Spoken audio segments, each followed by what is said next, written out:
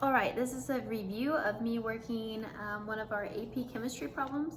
This is 1982, so for your response question. And so since I'm on my phone and then I have the laptop, I'm gonna read them out loud, but if you're in my class, you have access to this in written form, so we're gonna talk about it. So it says water is added to 4.267 grams of uranium fluoride, hexafluoride. The only products are 3.73 grams of a solid containing only uranium, oxygen, and fluorine, and 0.97 grams of a gas. This gas is 95% fluorine, and the remainder is hydrogen. So your first thing when working this problem is to unpack that whole paragraph. And so the first thing we want to focus on is trying to get some semblance of a balanced chemical equation.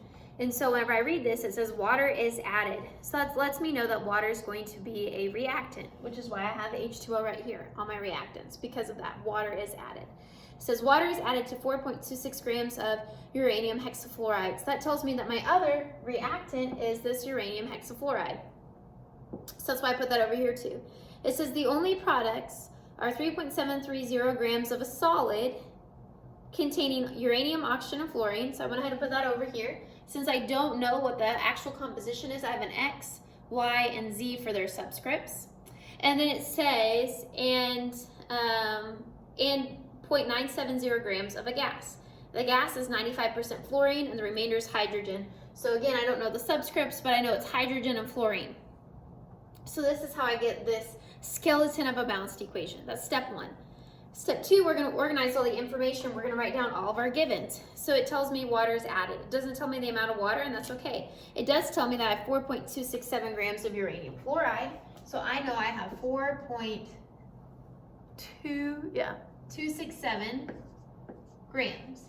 And it tells me for the next one, my solid, I have 3.730 grams. And then it tells me for my gas that I have 0.970 grams. And then it also tells me that I have 95% of this is fluorine. So fluorine is 95%. And then the remainder is hydrogen. So I can do that math. The remainder would be 5%, which is hydrogen. So I've organized all the information they've given me up at the beginning and taken that blob of a equation or word problem into something manageable. So things that I know. Part A says, from these data, determine the empirical formula of the gas. So this is our gas right here, and I need to know the empirical formula. I only have so much information, but guess what? I have enough. If I know the percent, then I can do empirical formula. So we're going to start with part A. So part A is the empirical formula. So I'm going to try to go as far over as I can. So A, to figure out empirical formula, I'm going to first list my elements. So I have hydrogen and I have fluorine. I'm then going to have their percents, and we assume it's a 100-gram sample. So that lets me change my percent sign into a gram sign.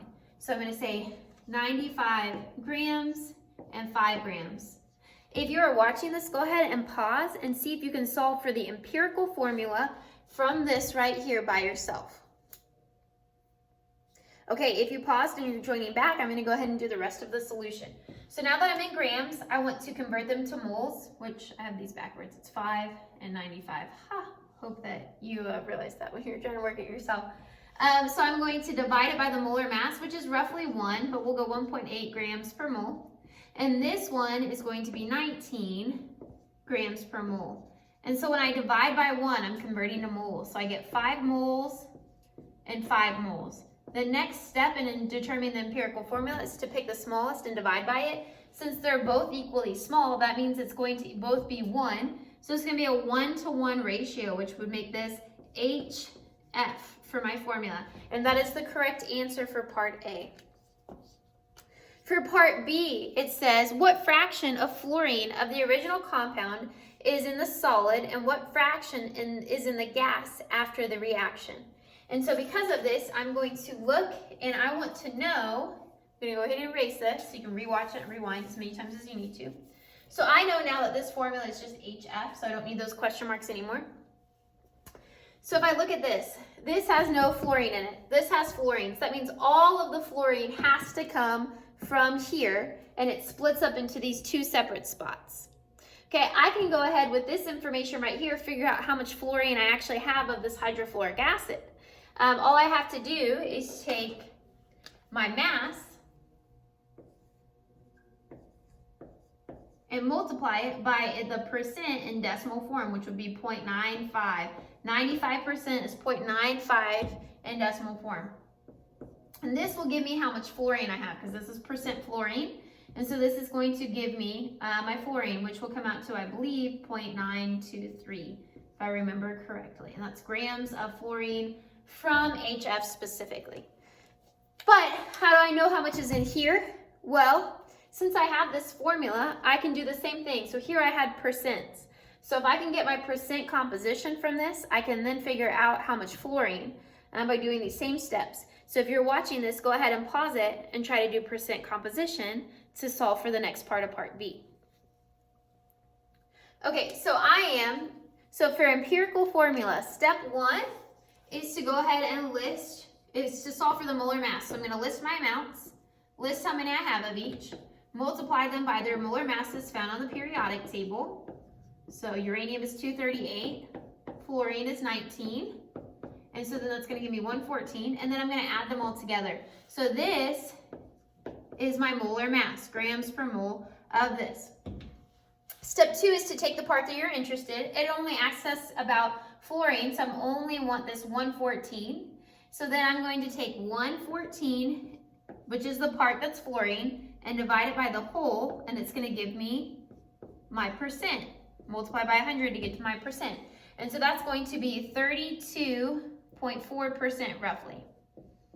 So now that I know this percent, I can do the same thing that I did from over here.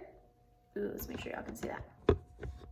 So I'm going to do the same thing that I did over here. I'm going to take this percent and I'm going to multiply it by the mass. So I'm going to put it in decimal form, which would be 0.324, and I'm going to multiply it by the mass.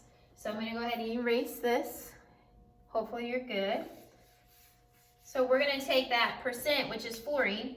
So percent of fluorine, which is now going to be 0.324, and I am multiplying it by my total mass sample to figure out how much is just fluorine.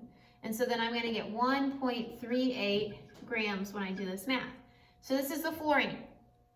So now that I know this one, this is my whole, and then these are the parts that it's split up into. If I know the first part, I can subtract to figure out the second part. So to figure out how much fluorine's here, I'm going to take that 1.38 and I'm going to subtract out 0.932, and that's going to give me my fluorine for this one over here. And so I'm at 8 minutes. I'm going to go ahead and stop this. We'll pick up, actually I'm going to finish out part B. So this is 0.457. And so then for B, it doesn't just ask you for the amounts. So this is the amount of fluorine from this one, this is the amount of fluorine for this one, this amount of fluorine for this one. It asks you for them in fraction form. So to do that, you're going to take this as the bottom. So this answer right here is going to be 0.923 divided by 1.38, which is going to be roughly 0.67. It's roughly 2/3. And so then that means that this one's going to be roughly 1/3. 0.457 divided by 1.38 is going to be roughly 0.33. And so that finishes out this problem. Okay?